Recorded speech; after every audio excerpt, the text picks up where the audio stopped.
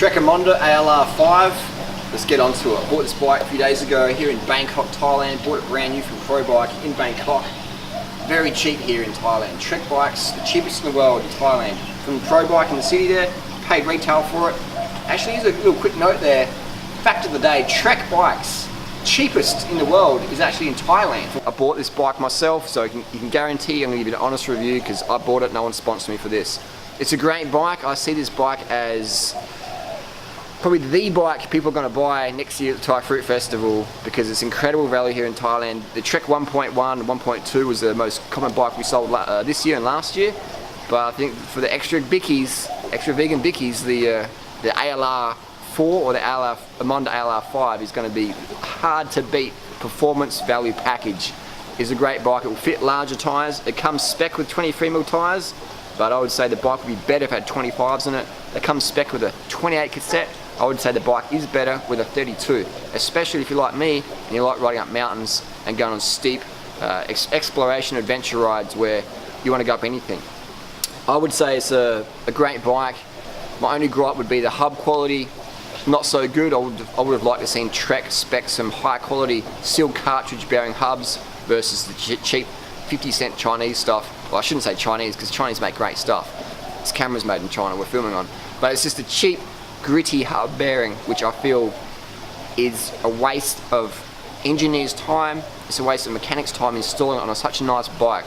I would love to see Trek follow other companies and put a steel cartridge bearing in there.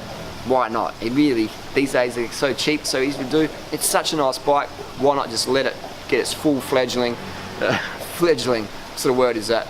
Let's get it. Why don't we spec better quality parts? Same budget. Let's do it. Let's make it like the best. 25mm tyres, 32 cassette out of the box, steel cartridge bearings. Beautiful. Cheap upgrades that give an incredible user performance feel.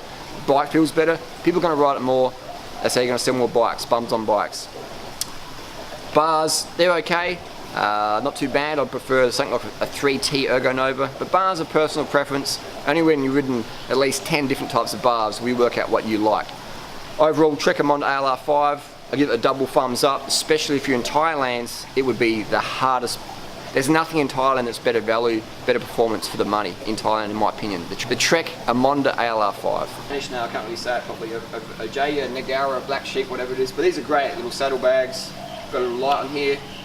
It goes good. Kiwi and titanium carbon pedals, and it's quite a light bike, for about 8.3 kilos out of the box. So Trek Emonda ALR, I would say it's the best value bike. If you're in Thailand, then this would be an incredible deal. It's not so cheap other parts of the world, but Thailand, Trek, fucking awesome. Australia would be giant. In the US, probably Specialized Cannondale. But the Trek's incredible value here in Thailand.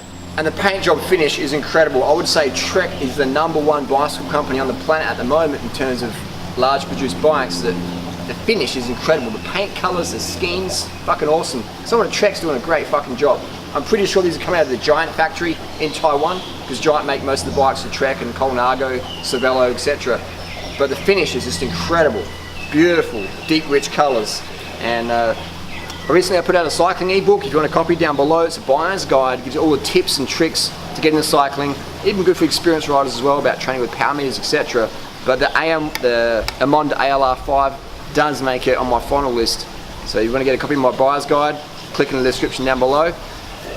Give this video a thumbs up if you hate Trek, and give this video a thumbs down if you love going up hills. We'll see you on the road. One more thing maybe? The steerer tube on this bike is full carbon, so if you weigh over 90 kilos, you might not want to go this route. You're better off an alloy steerer. Alloy is just stronger than carbon. Also, if you do purchase this bike, I'd recommend investing in a little torque wrench. Again, for about 20-30 bucks, it's pretty small, and make sure you're aware that carbon can be crushed very easily. So make sure you have the right spaces in there. A little bit, 5 minutes, the shop can help you set that up. And have a torque wrench. Always use a torque wrench on carbon steerers or carbon bars or carbon seat posts. But if you're over 90 kilos, in my opinion, I don't recommend any carbon steerer, any carbon bar, road picker bar, or any carbon seat post. That's my opinion there. Welcome to debate that down below in the comment section. But this bike would suit people under 90 kilos. Obviously, it depends on your riding style as well. But with carbon product, you don't want to be aggressively riding over bumps and gutters and stuff like that, because carbon simply isn't as strong as aluminium weight for weight.